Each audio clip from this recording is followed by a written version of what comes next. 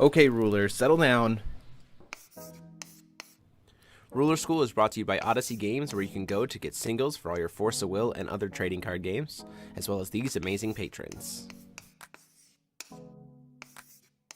Thank you for your support. Class is in session. Oh, oh no, I'm not quite in the right spot. Oh well, we're off on this. We're weirdly cut today. I'm gonna fix it. Well, hello everybody. While I try to fix this, and welcome back to Office Hours, your favorite ever live Forcible podcast featuring myself, Jeremy Franklin, and I've been joined as always by Mike Rantz. Hello, friends. And Paul Reisman. Friends, hello. Hello. We look weird. This is what happens when people show up late and I don't have time to test my visuals. Damn. Cool. So, Mike, what the heck, man? I do want to Wait, hold up. as we get started here tonight, I do just want to talk about a few things. Obviously, we're grateful that you guys are here on the channel. I see the chat is super active. I really enjoy having you guys all here. If you like what we're doing, you want to consider supporting us, consider clicking that join button down below. All these people spamming all these emotes in the chat can help us get to our next emote, which is Lumia. As you can see, we need 19 more members to hit that Lumia goal. And we're looking to try to get there as soon as possible. Maybe even by the end of March would be great. Also, you can click that subscribe button and be sure to be on the lookout for when the announcement of next set's pre-orders come out on Odyssey Games, when we will put that link down below. So, with that out of the way, we have a lot of stuff to talk about. We're going to talk specifically, kind of go over really quick our thoughts about the new product information that's been announced. And then we're going to also talk about some of the ruling stuff that happened today and the Q&A document. And then just kind of give our thoughts about what it's been like to play with the new cards, because the set's been out for a week at this point. Red Mage Gaming, welcome. You can pick up your syllabus and report to class. Welcome, Red Bench Gaming. Very nice to have you. So, I clicked on Mike's face, and I didn't mean to. Ugh, visually, we're getting weird. We're getting weird here today. You're welcome, friends. So, first off, we have the information about. Actually, you know what? This is gonna bother me. Hold on. Just give me 1 second, guys, because it is seriously going to bother me if I don't do this right now. So there's two of me for a half a second. It's okay. The whole time the chat will just tell me. Yeah, exactly. What Wolfgang's favorite sandwich is. What Wolfgang's favorite sandwich? Yeah, like if Wolfgang were to eat a sandwich, what sandwich would he eat and why? That's an excellent question. If Wolfgang were to eat a sandwich, which sandwich would he eat and why? Mike, you're actually in not too bad of a position, so I'm gonna just leave you where you are. But Paul and I were really off. Oh, So wow. Yeah, we were super off. Now we're back. So we had the announcement. The set was released 3 days ago. Force of Will, not wasting any time, immediately got us before we could even get excited about playing with the new cards, already hyped for next set, which is the perfect way to build hype. With two new set informations. First off, we have Assault in the Demonic Void, which is the main set. It is back down to 15. It's 60 normals, 15 rares, 15 supers, and 5 marvels, and 5 new J/rulers. So supers down, rares way down, and more commons, which is an interesting change to set size. I don't really know what the implications of that are going to be. Potentially good because of some of the pack ratios that we've seen with the 26 rares from this set, and some of the super rares. And then second set that was announced right alongside it is our first ever extra booster, which is Rebirth of Legends. And this set is the one I think that we're the most excited about here, really. It's 25 cards, 10 rares. Sorry. Is it 10? Yeah, 10 rares, 10 supers, and 5 marvels total in the whole set. All brand new. Packs are 5 card packs, 10 pack boxes, and then the most important thing is every single box comes with a box topper of a Saga 1 ruler.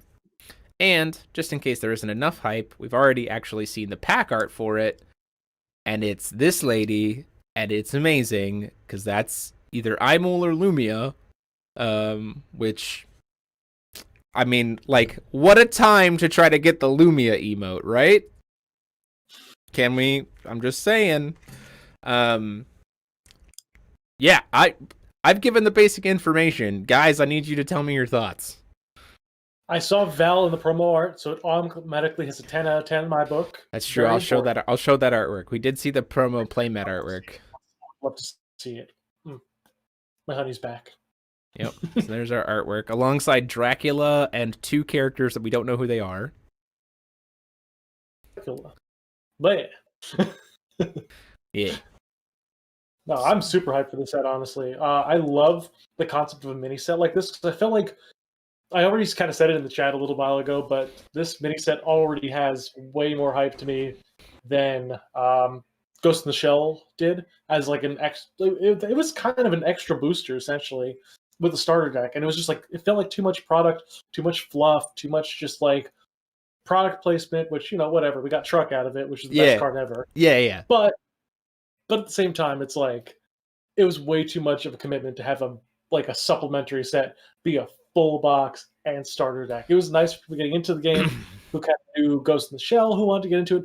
But this is like, if you like this game and you just want some extra cards tossed in with, and if you missed out on, say, the Saga 1 rulers, like a lot of us did, this is it. This is the supplemental product. You don't have to invest heavily, but each box topper comes with a Saga Cluster ruler. And that's chef's kiss. So good. Very well done. I don't think there's a lot of better ways that it could have been done for people that missed out with it's a really nice good for the 1 ruler per box. Yeah, for sure. For a second reason that I'll talk about in a sec, but I do want to hear Paul's thoughts on this. Yeah. I was gonna say this set reminds me a lot of a very, very, very old concept in the last card game that I played very heavily. It's called a premium box. And it was like a promotional box where you got all these they were all secret rare cards from Yu-Gi-Oh! And they were all really great. And this reminds me a lot of that. And I think this is a really good way of starting to dip our toes back into the Vingolf, because for a while there it was a little touch and go. Like Vingolf 1 was a solid 6 out of 10.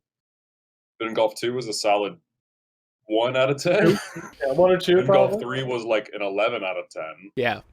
And then we never got a Vingolf 4, but we did get an extra starter deck, and which was kind of interesting, but it didn't really do anything competitively. It was another 6 out of 10, basically. We didn't get anything in. We got Jupiter. Valhalla. Yeah, we did get Jupiter. No, we didn't get anything in New Valhalla. Okay, that was one of the only ones. Yeah, it was the only ones we didn't get at any kind of extra set. Oh, you know what we got in New Valhalla? We got that buy 2 boxes promo that wasn't part of the set. Yes. Oh, yes. Yeah. That was a really, the thing that's still $9. Yeah. Sir, whatever they're going to reprint in this set, that'd be great, right? Sir Doom Sandwich, thank you. Welcome to, you can pick up your syllabus and report to class. I appreciate you joining the channel as a member. So this set to me has 2 implications that I don't think people are initially thinking about, both of which are great. One is the fact that for players like me or other hardcore players who already have all of the S1 rulers, we are also going to help flood the market with readily available and cheaper S1 rulers, because I'm gonna buy at least a case of this set and I don't need any of the box toppers. So this is going to have a market impact rate on the S1 rulers, which has been a big complaint that people have been having, right? So not only are you going to have a really easy way, it's already been confirmed. We talked to YY, the distributor. The LGS cost per box on this is $25 per box. Cost an LGS $25. It's probably going to cost you, the player, $35 to get a box. 35, maybe 40 for 10 packs. And that 40 would be asking a lot because they're only 5-card packs, which is why I say 35 after taxes is probably where it sits. Right now, every single S1 ruler is at least $45. Like value. this Just buy a box and make your money back. exactly, like that by itself is going to massively decrease the cost of S1 rulers, and I honestly wouldn't be surprised if we actually see a drop in the S1 rulers like now. Like I honestly think that we might see even the announcement of this could potentially lead to an impact in the drop of S1 rulers, because like you can't justify selling it for 80 when I can literally go, yeah, but if I wait 2 months I can get it for 10. Like that's not gonna help you at all to justify your case for selling at a high price, which is a good benefit, right? Secondly, this is actually a product that stores might consider buying for the store. Obviously we're waiting for COVID to come back, but like you want to talk about a cool way to get your players. Jeremy, we're waiting for COVID to go away. Sure, sorry, my bad, not COVID come back. Game stores to come back post COVID. Like you're waiting for that. Like what about a $5 tournament where you get a promo and one of the packs from this set just for entering? That's a low cost store that has a hype entry addiction, right? Like other card games already do this, where it's like a super limited run, super cool cards, like that you get like as an entry. So it's like for me, I think that's awesome. Everything we know about this set so far is that it's going to be reprints. The question becomes if we're going to see spoilers or not. That's the big question, right? Because it's only 25 cards, and and we have a main set coming off at the same time. So like, is spoiler season going to be both? You mean the mini set's gonna have reprints? No, it's not. It's not going to have reprints that we know of. It's not gonna have reprints. It's all new cards. I heard you wrong. So what I'm saying is we're going to have 2 new sets. So like, are we going to have spoiler season that's mini set plus new set? Are we going to have spoiler season that's just new set? What's going on? But to me, regardless of whether they decide to spoil it or not, I think this set is well worth investing in. Like, Oh yeah. If you just spoil the marvels from this mini set and they're good cards, I'm fine with that. yeah. Someone talked to me earlier about like thinking about what a pack could be, and it's like 3 rares, like an example pack, 3 rares, a super or a marvel, and then a foil. And I'm like, for $250? I'll take your entire stock.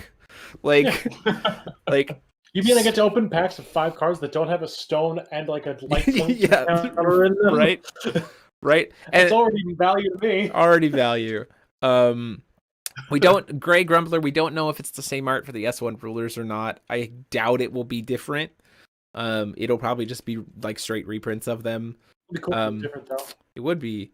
It'd be super sick if it was different artwork though. I'd be like, they are going to be new frontiers. They are in this cluster. I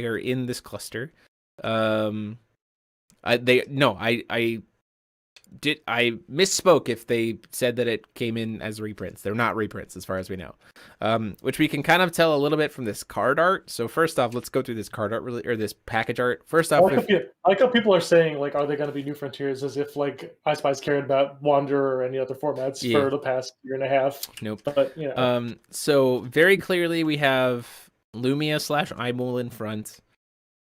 Priscia, very much looking like Magna in the upper left corner. Mariabella with our new 9'6" tall maid waifu of whoever that lady ends up being, the redhead. The big woman? And then a dark elf, which may or may not be Freyla. Like it could be Freyla, particularly because in terms of the resurgence of these characters, would make sense for it being Ataraktia, like the reborn Ataraktia, which means these characters might end up there. And then on the playmat artwork that we've seen, this is very clearly Valentina on the right. People are guesstimating that the bottom player might be Abdul. The person on the left is thought to be potentially Shakti, which would be very interesting to see her there. And then very clearly Dracula in the back. Like, blah. So you think so hype. It almost feels like, you know, they're taking the idea of Vingulf 3 and like turning it into we can spice this up in a mini set kind of way. Mm-hmm. And also, yeah, they did say, Stephen Wells, they did say that S1, that this mini set is going to synergize well with S1. So that's pretty Which is neat, sick. right? Imagine if Valentine had treasures. Ooh. And so for me, Ooh. it's this idea of, if this is the kind of bonus products that we're getting, and it turns out to have operated well, I'm good with mini sets once per cluster. Like, don't give me a Vingolf. Split it up into mini sets and give me one per cluster, because I'm about it. So yeah, this is basically Vingolf 3 without the reprints that came in Vingolf 3, honestly. Yeah, it's like it's like taking the idea of Vingolf 3 and like splitting it up into like small chunks and then like releasing just those chunks at a time, which I'm like, yeah, sure. Yeah, I think it That definitely doesn't blow chunks. because even if Vingolf 3 is like definitely the best Vingolf, there were so many cards in there that were just garbage. Like they were just for fun, and there were like maybe 5 to 10 cards that we used competitively back in the day. Yeah. Yep. So like, Yeah. okay, we'll give you 25 cards that you're probably going to use competitively instead of 10 and some fluff. Yeah. Does that sound cool? Yeah, I'm okay. I feel like this is gonna be a really high value set. Yeah, I agree. Honestly. I agree that it's probably going to be Like well worth your very money. high value. Yeah, it's going to be well worth your money to buy this set. Now I want one of these I might pick to up 4 support boxes. Wanderer for sure. Like this is the kind of product where it's like, we're gonna give this out. There's gonna be 5 new cards that you can use in this current cluster, and then there's gonna be reprints for your Wanderer stuff. Right? Oh, don't like, give me hope like that. reprints, right? But I don't want to don't get too excited. I don't want it to be reprints. I want it to be new things. I want my Wanderer rabbit stuff. princesses. Excuse me, my Dark Alice rabbit princesses that are still like what, $50 a pop? Oh, you're talking like DBV reprints. Yo, yeah, like Okay. like No. hard sought after card reprints that we had. Hey, Paul, barely Let's stock not of. bring that back in. Let's Oh, not bring that back into format. How about that?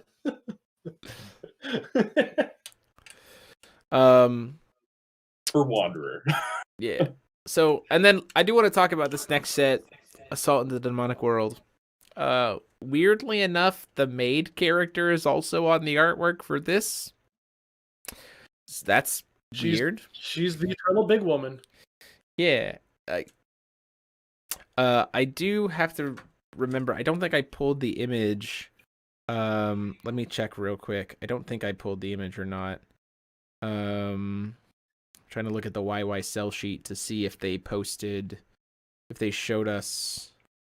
Sure, but there's a snake lady on that Assault into the Demonic Worlds poster. I'm into this. I'm gonna play her. I don't care what she does. So I've seen I didn't pull the image because it's blurry, but I've seen the pre-order playmat for the pre-release kit for this set, and the 5 characters that we see on this artwork, the mermaid Lamia lady, the knight, the vampire looking dude, this green-haired kind of guy, they are the 5 characters that are on the playmat. And the knight chick is very clearly holding Excalibur, or like a new version of Excalibur. Like Heteroclite Excalibur. Sorry. She's very clearly holding a version of Heteroclite Excalibur. So, these are your 5 rulers I would put money on. Which just makes me want to know what they are. I want to play the snake lady right now. Either she's a mermaid. I don't want these tag rules. I want snake lady. Although I don't know if she's a snake or a mermaid, buddy. Buddy, what's behind her? That's a snake behind her. Lady. Listen, man, I've got a love for Urali, Medusa, and all the Gorgons. If they put Gorgon support in here, I will just die. Yeah. No, I think this set is, even just this promotional image. First off, new card art. Like, has anyone noticed how we've moved further and further and further and further away from reusing old art? Like, our reprints are even smaller now. Like, all of our reprints from this set were 2 cards on 1. Like, that was it. Like nothing else that I can think of. Nothing else in this set was a straight reprint, right? They were Nope. all 2 reprints on 1 card, as opposed to. Nope. Glinda and Rapunzel. Oh, you're correct. Yeah. Glinda and Rapunzel. Thank you. We're getting there. We're getting closer. Slowly but surely. But like those are cool reprints to have. So like I'm for it. So yeah, knocking it out of the park. Good job, I Spy. Keep it up. Yeah. That's the Remember when question. Steam almost died because we got a new company. Yeah. It does bear the question of what the distribution per box for Ruler is going to be. I have, however, taken it directly to the company and said that the Forcible community has absolutely adored going back up to 2 rulers per box. Mhm. So it would seem to me like we probably aren't going to go back down. Considering they made a whole set just to give you the rules that they, Right. gypped you originally. Right. And Are also the idea that like this next set feels like it's set up to be able to buy fewer boxes, right? So like let's talk about the reason why in this current setup, like why we needed to buy 5 boxes. It's because there were 18 supers and 26 rares. It's a lot. When there's That's a only few cards. when there's only 1 per pack. We going down to 15 and 15, which means that you're going to get which means you're going to get your play set of. It's back to like traditional FAO set sizes, like OG FAO set sizes, which means like Probably 2 to 3 boxes gets you a playset. like 3 or 4. Yeah, well, with Marvel's probably like 3 or 4. But yeah. but still, that's a shift back downward for set ratios, which also makes me think that we're probably going to go back to that old style of like 2 rulers per box. Again, purely speculation, but all signs point to good. So, I do want to talk about more tokens. More tokens, please. Speaking of all signs pointing to good, we also got some news today, which is the Q&A document, which has good answers about a lot of questions that we've been bringing up. And secondly, we got the Grispolesta errata and the Moon of Sorrow errata, which is functionally about like Grispolesta is now worded to operate as intended, which is you have to sack a stone in order to get a stone. You can't just like freely get a stone. And then the second one is that the moon can't hit will abilities. And they clarified in the article that this was how they were intended to work. Like they were not intended to make it so that you could lock down stones. They were not intended to get you a free stone. Like this was always what they meant. So good on you, Force of Will, for in the span of 2 days since since the set's release, already getting us that information, which is great. And I think just speaks to, again, Mike and I were talking a little bit before the podcast of the communication from the company is getting faster, but it's not like having a conversation. It's a one-way communication. It's a one-way, but it's faster.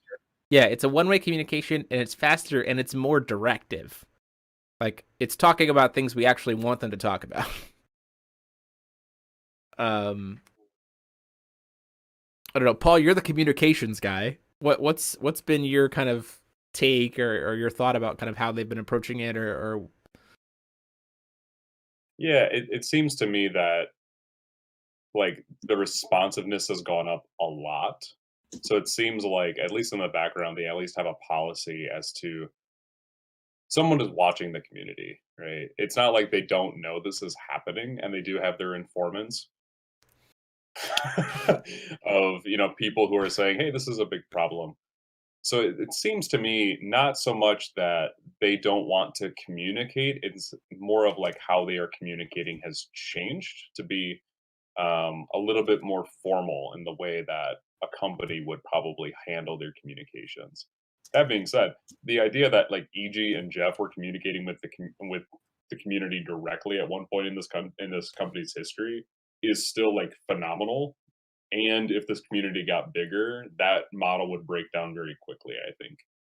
Mostly just because in those having those conversations, sensitive details can leak through, and sort of the way that the person communicating can speak to the community can sort of reflect back on the company in a way that is not always intended. So I think Yeah, that this is was just a way for them to safeguard themselves, but they are listening. So say words out there, like go to their Facebook page, comment on their Facebook, and say what you like and what you don't like, and be respectful, and that will be heard. yeah. Like that's what it feels like. When you're talking about that idea of like things breaking down or being unintentionally, that feels like the Jordan problem, which was Jordan was having this frequent like communiques, but he was kind of going off script, and the game was in such a big place that like he couldn't properly manage that boundary, and got himself into some trouble, which then reflected poorly on the company. And he had to like backwalk things and got him into some trouble that way. With the shrink, EG and Jeff were able to do something similarly, but naturally due to the shrink, that was a little bit easier to manage. Oh, we lost Mike. Bye, Mike.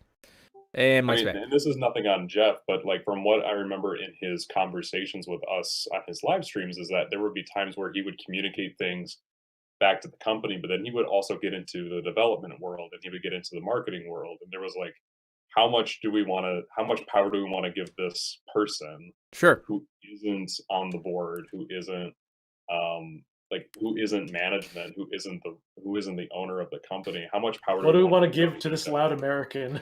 Yeah. This form of communication that we're this form of communication feels targeted, it feels intentional, and it feels respectful. But and targeted in the sense of like it's the information that the players need, and it's the information that is being asked of, but it's not, hey, let's talk about it. It's, we heard you, here you go. Like, which is a formal relationship, and I think is good for building trust, and I think is good for building confidence, because ultimately they don't have a face right now. Like, I Spy Ferris Wheel doesn't have a face outside of content creators, and I don't have power. So, like, I think this version of communication is them effectively speaking from that position of not having a face. Like, this is the kind of communication they need to be doing. It's also cheaper. So you have to keep this in mind. Before Force of Will was doing like formal YouTube videos, they were also doing a ton of marketing campaigns on like Facebook and Instagram where they would like put that stuff out there. They would try and get EG in front of the camera a lot. They hired a global liaison, which did so much work communicating, and like it is so much cheaper to just pare down your communications, be very formal, very direct, and just very respectful at the same time. Yeah. And then have consistency over the amount or the breadth of your communications, and then you can build on something, right? Yeah. And there's go ahead, Mike. Oh yeah, no, yeah. I was gonna say the big thing is that a lot of people want to see, like, people want a Ben Brode at the heart of every card game. Like Ben Brode, when he was with the Hearthstone team, would make these like big announcements and these big like open videos, and he would like direct it to the community and give a lot of engagement, have like a live stream back and forth. And so many card games try and do that, and obviously the global liaison position was something that tried to kind of skate along that same kind of path, which is a good path to go on, but people don't realize how much time, energy, and money, as Paul mentioned, a lot of it goes into that. So if the company is looking to just like, do what they need to do like get everything where it needs to be, but make sure that the game is still functioning in the meantime, this is pretty much like the most efficient model there possibly can be. Yeah. And I think efficiency has definitely been the name of the game recently. And I think that there's ways they could continue to improve, like manage the website a little bit better. But like, I think, like you said, the name of the game has been efficiency, and the name of the game has been like building back. And to me, like, it's just been these like progressive, better and better and better moves that like are very clearly building on top of each other. And they might not be like building a ton. It might not be like a huge amount of growth, but it is still like upward momentum and restructuring and rebuilding. And I think that this is once again another set where right away we got this like almost immediate Q&A document. We got this immediate clarification. Like, we're getting better. They're getting better, which is it's very easy, I think, for the Forcible community. It's very easy for us as outsiders to judge harshly, but I think it's also really important that like we still need to give props, and I think they're doing a very good job as they move towards continuing to build back. And I think that's very important to put out there. They're also doing a very good job as an international company, like a Japanese and Singapore-based company whose market is entirely non-Japanese and non-Singapore, essentially. Yeah. Like the majority of this company's player base are English, Italian, Spanish, and German speakers, which is crazy to think about when there's not a lot of people, probably nobody in the company that speaks like first native English. Yeah, probably not. Which is crazy to think about. Like, it would be me like, all right, cool, I'm just going to go market over to, like, I don't know, I'm going to market to China, and I don't know a thing about China. Yeah. Nope. Like... Yeah. Oh, go ahead, Mike. Are you done? Oh, yeah, no, I'm good. Yeah. Okay. So you don't have to. I don't want to interrupt you.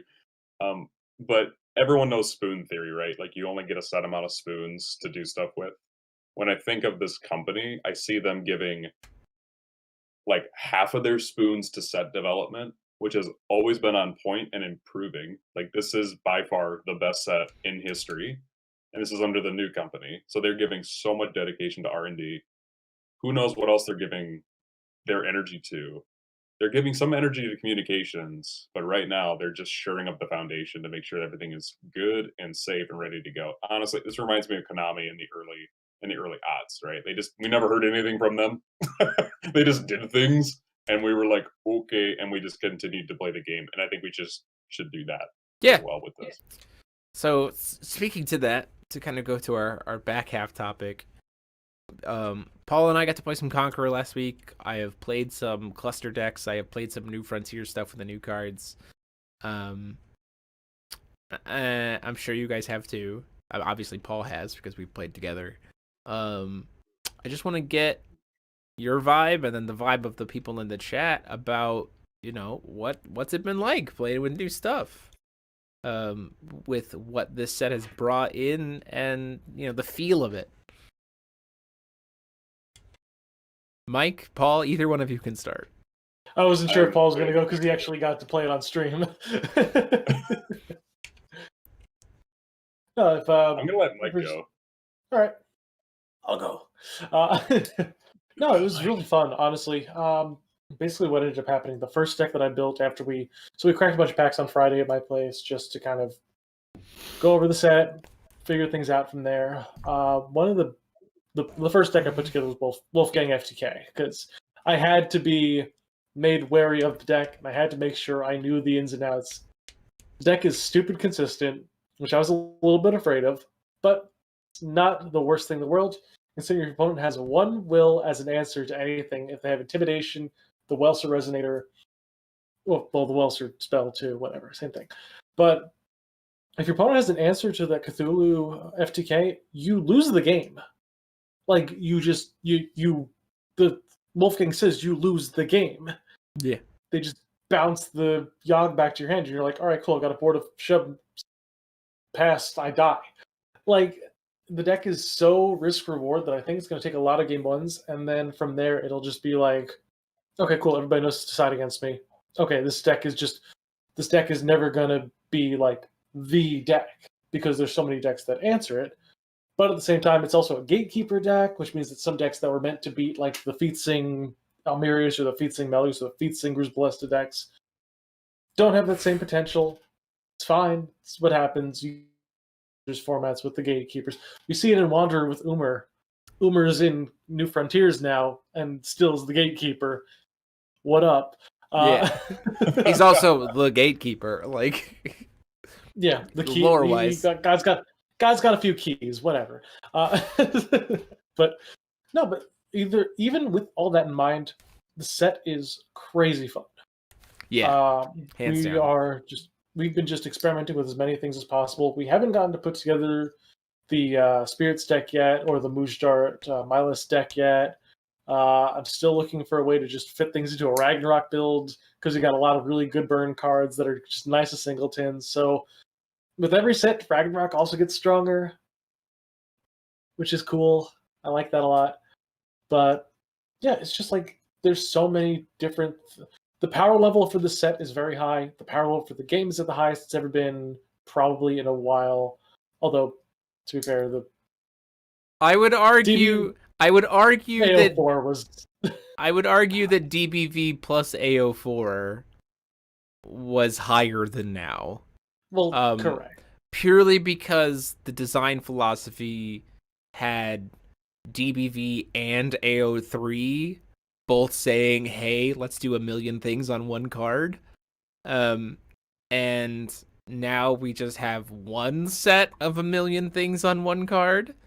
So like that feels like a natural kind of like counterpoint. I would say that like the explosive potential is very high. It's very high. By comparison to New Valhalla. Like New Valhalla was like, okay, we're gonna pop off. We're gonna pop off on like turn 4. Like that's where we're popping off. Now it feels like, okay, if I'm gonna pop off, we popping off on 2. And it's answerable, like if you, what you said, like high risk, high reward, right? Like every single time I have conversations with people of like, yeah, sure, you pop off on 2. What if it doesn't work? You just lose? Yeah. Right? Like that feels to me like DBV popping off is like, I'm gonna pop off on 4, and even if it doesn't work, I'm probably still winning. Like, but it's fine. Yeah. Now feels very much like if you go off and that doesn't work, you're in a bad spot. Like you're actually like gonna start falling behind very quickly. Paul has a thought. I want to hear what he has to say. So just in hearing, I haven't been able to touch the cards nearly as much as I would like to. Sure. Just plate's been full lately. But in the conversations that I've had and looking at Wolfgang, because spoilers, I'm building it for tomorrow night, for Wednesday night. I'm looking at Wolfgang, and I'm getting a lot of Blackwing. Oh yeah, you friggin' I'm like Yu-Gi-Oh! Blackwing player. This is like straight up your alley. No, if you know me, and Mike can appreciate this because I think you played during Blackwing format back in Yu-Gi-Oh! Yep. But Sure the did. idea that you can just if you want to, you might lose by doing that. You're going to lose more often than not. But the fact that you can just go swarm game is always going to be a thing you have to respect. But it's not the way you play the deck. Correct. Drop a Bora, drop a Bora, drop a Gale, drop a Bora. Yeah. So Black Whirlwind, Black Whirlwind, Black Whirlwind, Black Whirlwind. Exactly. So when I look at the Haster and I'm like, oh, cancels in the hand. Oh, this is going to be great. Okay, so I have these things that tutor for things. Or I could, do incremental damage, then just swing for game out of nowhere. Wow, why does that feel familiar? Oh, yeah. Yeah. Yeah, Yeah, and I Wolfgang might be my favorite ruler right now. Just, sorry. I do want to quick. So Chug, this set was announced today. Or it was either today or yesterday. One Chug? of the 2 days. Yeah, Chug. This set is set 3, Assault into the Demonic World, and it is being paired with the mini set, Rebirth of Legend, which is a 25 card bonus set that will be packs of 5 cards released at the same time. So very, very exciting. Yeah, no, I agree with you wholeheartedly on like the flavor of the like kind of existing is like, yes, you need to respect it, but also like there's so much more to the deck than just that. And that to me is the part about these cards that I've really enjoyed. Why would you do that? Why? You said Glad Beasts were good. That's. Do I need to? You timed him out for 5 minutes. Wait, how? Shit, I did not. How do I not do that? How do I undo that? I have. What just happened? Mike! You said that, what? You can't time out people for that long. How do you change how long You time can't. out for? He's timed out. Toby, I'm sorry that you've been timed out for 5 minutes by Mike. I'm sorry. Should Should have said anything about Glad Beasts, man. I don't know. But To Sacrilege. bring us back on the topic, yeah, no, to bring us back. would definitely eat a takoyaki sandwich. So for me, it's everything about these new cards, like they feel flavorful. Like you feel the intention of the cards. You feel the way they were meant to be played. You feel the interactions. Like I played this Feasting Almerius. I started out as a Feasting Zero deck because I was like, oh, waifu pairing, and then I quickly realized that like Zero doesn't feel like a start the game with her ruler.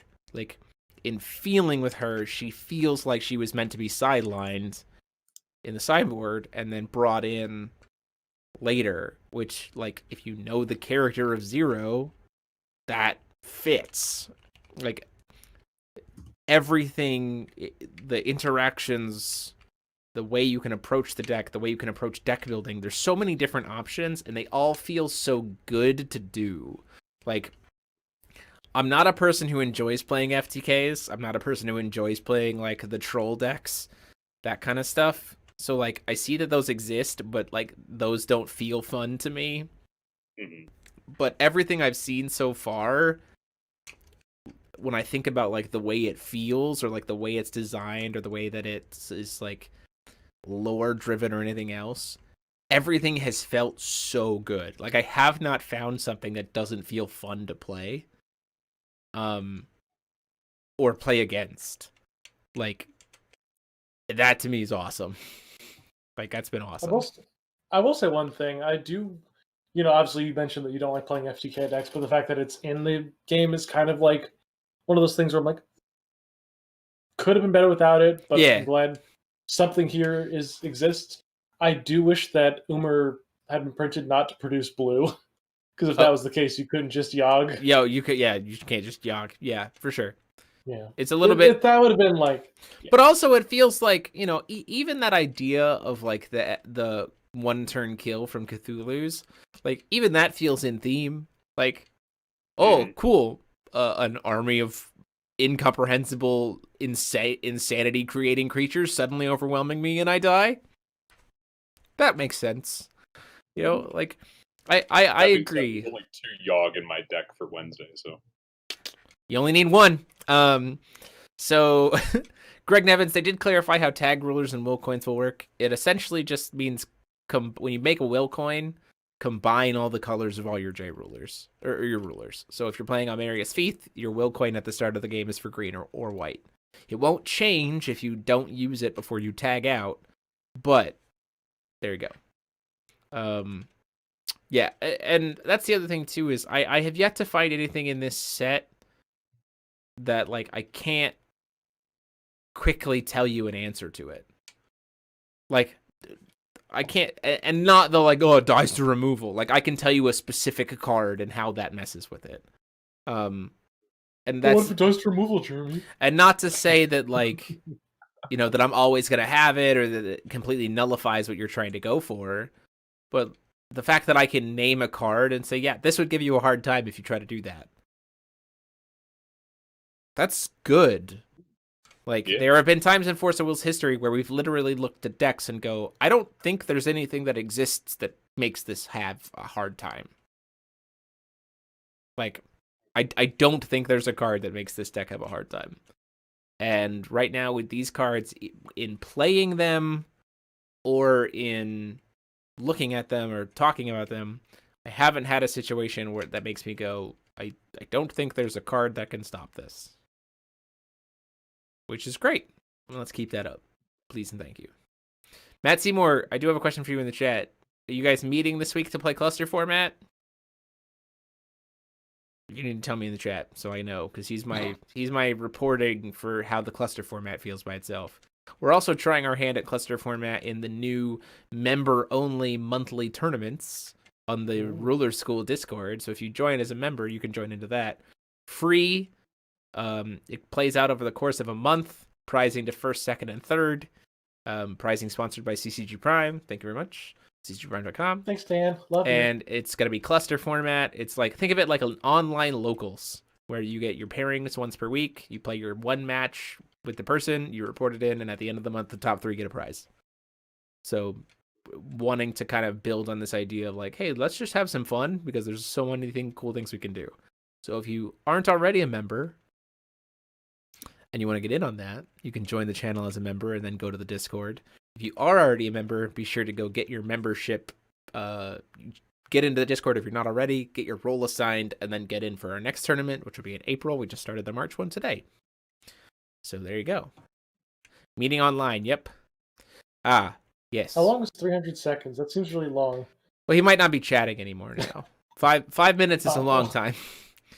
5 minutes is a long time. Sorry, Toby. Yeah, you need to apologize. Yeah, Logan. Toby, come back. If you are a member, if you are a member on the channel, so having the badge by your name, access to the emotes and stuff, you can participate in our monthly tournaments that we just started. I'm very excited for that. These cards feel great, man, and they feel great in New Frontiers. They feel great in Conqueror. They feel great in. I'm excited. I've already found some cards that I want to try to integrate into the cube. They feel great in Cluster. They feel great in Epic Stories. Like, if we can just have sets that continue to feel great in every format, like,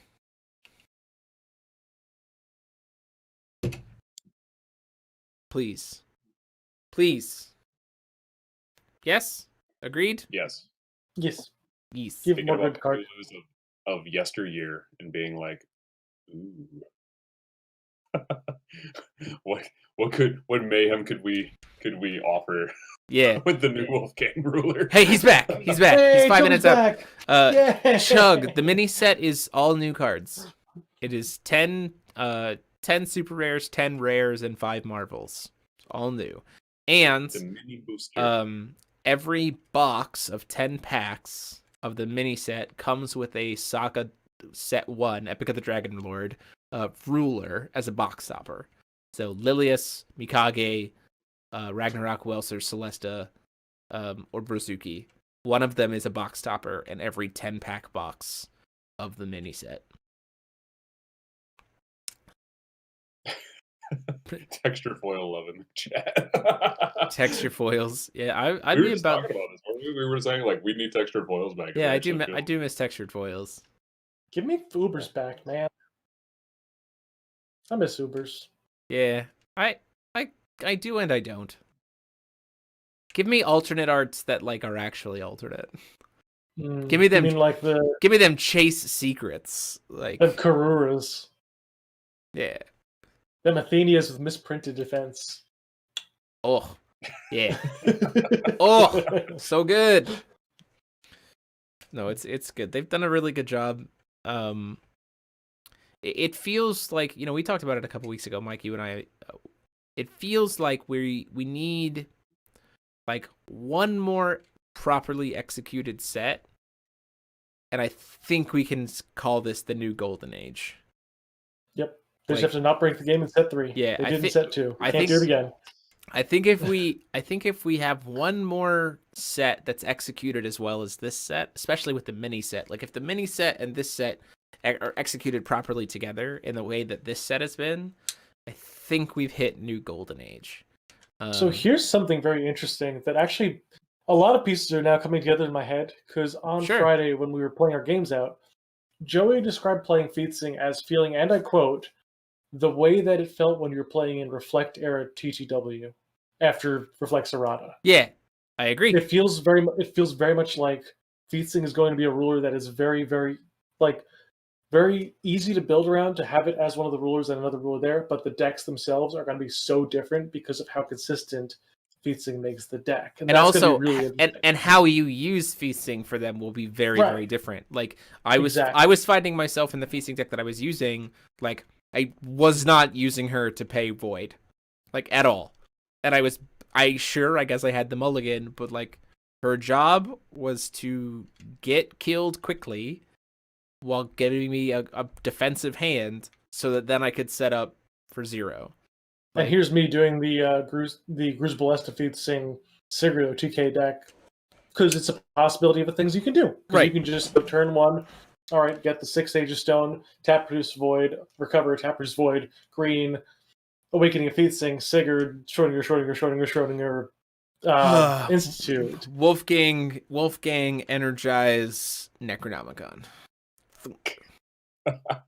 Cancelled. Anyway. Sorry, bounced to your hand. Anyway.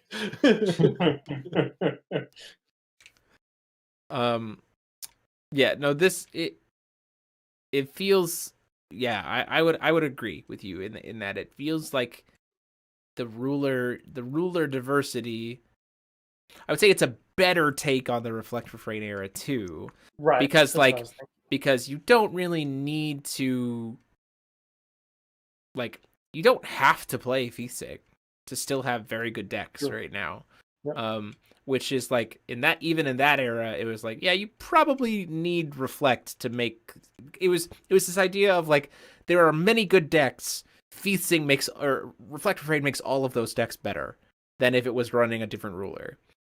The vibe that I'm getting now is that there are many, many, many decks, and there are some of those decks that Featsing will make better, and there are some of those decks that Featsing will do jack shit for. Which is better than the Reflect Refrain era.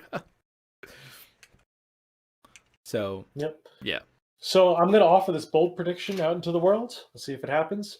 I predict that set 3 will do what happened in Alice Cluster set 3, where it introduces 5 unique, very interesting, very flavorful, and very fun rulers that don't usurp the power of the second set rulers. So what was set 3 of Alice Origins Cluster? We had Twilight Wanderer, which was Kaguya, Rezard, Shion, Allosaurus, Tree, Gilapis. Yes. All of which are some of my favorite rulers. Moonlit Savior. It's Moonlit Savior. Moonlit Savior deck set. Yeah. And all of those rulers are rulers that I've played before to varying degrees of success, but to all full degrees of fun. They're absolutely some of the most fun rulers to build around. So I think if we see that in set 3, having those fun rulers to kind of counteract the power of the tag rulers mixed with the flavorful nature of the set, mixed with the flavorful nature of whatever's coming with that set, it's going to be a nice conglomeration that hopefully doesn't break the game. But judging from my predictions, I don't think it will. Naira, if there is a busted card that is banned promptly, can it still be a golden age? I don't know if there's a card that needs banning right now. Umer. I don't know if there's a card that needs banning right now. Because testing isn't data for whether or not a card needs to be banned, as we talked about in a previous week. So like, give me tournament data and then we'll talk. And I still think it can still be a golden age even if there's a promptly needing to be banned card. Because in the golden age we had a card that needed to be banned and didn't. So it was called Gwyber. And it was also called Levatine. Yeah, it was also called Lave, and it was still in the golden age, and we were still playing it. So yeah. Can I walk through the properly how to execute multiple mulligans for clarification? Yeah, sure. Hand, ship to bottom, draw the same number of cards. Ship to bottom, draw the same number of cards. Ship to bottom, draw the same number of cards. I think of it as if you're just like doing your first mulligan 3 times. Like, so that is what it's like to mulligan 3 times. Yeah. Yes. Well, I mean, like, very cool. Yeah, it's not hard. Like, if you caught, like, I was doing it earlier where I shipped 3 cards, and then based on the stuff that I had, I actually shipped one of the cards that I had saved from the first mulligan, like, because the hand had suddenly changed. You know, so like, just think of it that way. Bobby Barrow, hello. Golem cancels Umir, and Umir is altered winning condition. If the third set does pull a Moonlit Savior with awesome flavorful rulers, is that your delay is that bad? I meant within 2.5 and 3. I don't think we're going to see anything in 2.5 and 3 that needs to be banned. Set 3 curses exist in FAO. You're not wrong. we need to wait We and had see. the curse happen in set 2 this time.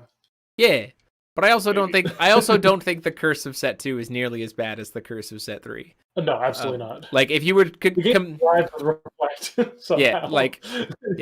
no. The Chug that Estes, the Mulligan rule changed if you're playing Feetsing. Feetsing changes. Feetsing says you. Feetsing Mulligan. says you cheat. Yeah, she says you can Mulligan up to 3 times. So there you go.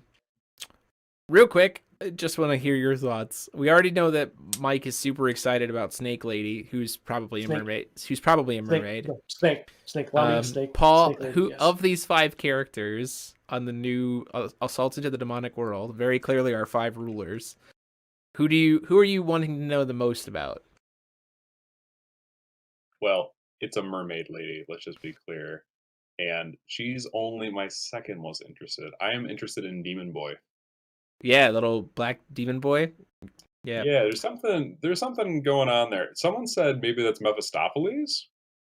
I'm interested in. Interesting. Maybe that could be the case. I'd be Hot kind of open to that.